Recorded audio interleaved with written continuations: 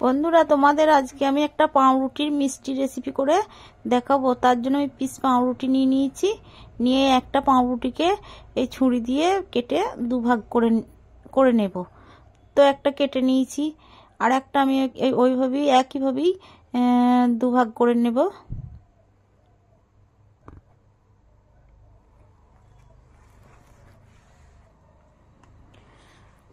এটাও আমার হয়ে গেছে।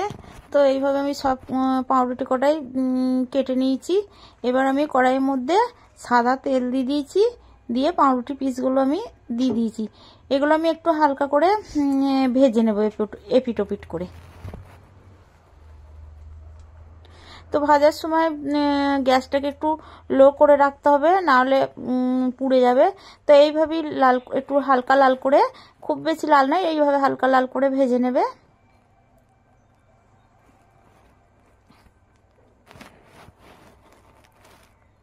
তো প্রত্যেকটা পাউরুটি আমি ওই একইভাবে ভেজে নেব।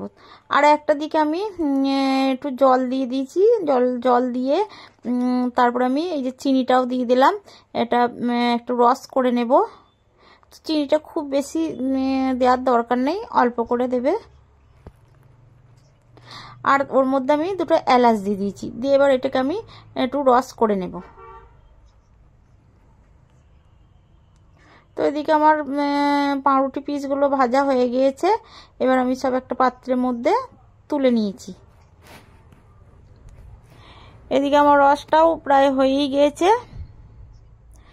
আর একটা পাত্রে আমি একটু দুধ ফোটাতে দিয়েছি।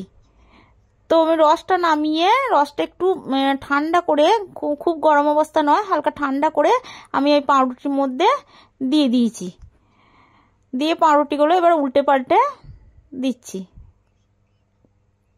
তাহলে রসটা ঢুকে যাবে পাউরুটির মধ্যে। আর এই যে একটা পাত্রের মধ্যে দুধ গরম করতে দিয়েছি, তো তার মধ্যে আমি কিছুটা পাউডার দুধও দিয়ে দিয়েছি। মানে দুধটা একটু ঘন হয়ে যাবে। তো ঘন হয়ে গেলে তো দুধটাকে একটু ঠান্ডা করে তারপরে পাউরুটির মধ্যে দেবে। এই গরম অবস্থা দিলে পাউরুটিগুলো কিন্তু সব গলে যাবে।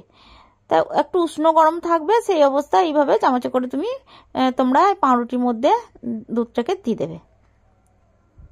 তো আমি এইভাবে সব পাউরুটির মধ্যে আমি দুধটাকে দিয়ে দিয়েছি। দিয়ে আবার সেই রসের মতো করেই উল্টে পাল্টে নেব। তো আমার হয়ে গেছে। তো বন্ধুরা, তোমরা এইভাবে করবে। ভালো লাগলে একটা লাইক করো, শেয়ার, কমেন্ট।